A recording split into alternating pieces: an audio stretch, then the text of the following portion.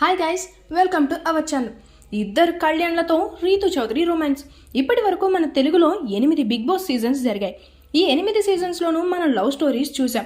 ఒక అమ్మాయి ఒక అబ్బాయిని ప్రేమించడం, లేదా ఒక అబ్బాయి ఒక అమ్మాయిని ప్రేమించడం వంటివి. కానీ మొట్టమొదటిసారి ఒక అమ్మాయి ఇద్దరు అబ్బాయిలతో పులిహోర కలపడం మాత్రం మనం ఈ సీజన్లోనే చూస్తున్నాం. రీతు చౌదరి హౌస్లో అడుగుపెట్టిన 2-3 రోజులకే పవన్ కళ్యాణ్తో పులిహోర కలపడం చూసి ఈమె రాబోయే రోజుల్లో ఇతనితో ఖచ్చితంగా ట్రాక్ నడపబోతోందని అంతా అనుకున్నారు. కానీ అదే రోజున ఈమె డిమాన్ పవన్తో కూడా పులిహోర కలపడం చూసి అందరూ షాక్కి గురయ్యారు. ఇప్పుడైతే ఆమె ఇంకా ఓపెన్ అయిపోయింది. కాసేపటి క్రితమే విడుదలైన రెండో ప్రోమోని మీరంతా చూసే ఉంటారు. ఈ ప్రోమోలో రీతు ముందు పవన్ కళ్యాణ్ వద్దకు వస్తుంది.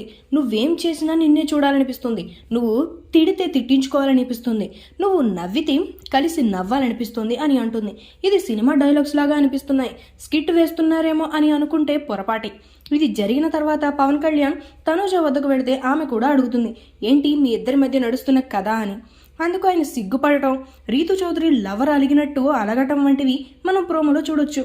అప్పుడే అటువైపు డెమోన్ పవన్ వచ్చి నీకోసం బ్లూ టీషర్ట్ వేసుకొని వస్తే నన్ను అస్సలు పట్టించుకోలేదు అని ఫీల్ అవుతాడు.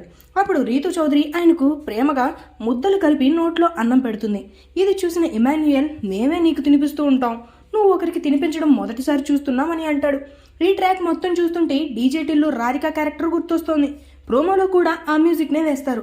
కావాలని కంటెంట్ కోసమే ఇదంతా చేస్తున్నట్లుంది, కానీ చూడాలి మరి ఇందులో ఎంత నిజం ఉంది అనేది. ఈ వీడియో మీకు నచ్చినట్లయితే లైక్ చేయండి, షేర్ చేయండి, సబ్స్క్రైబ్ చేయండి.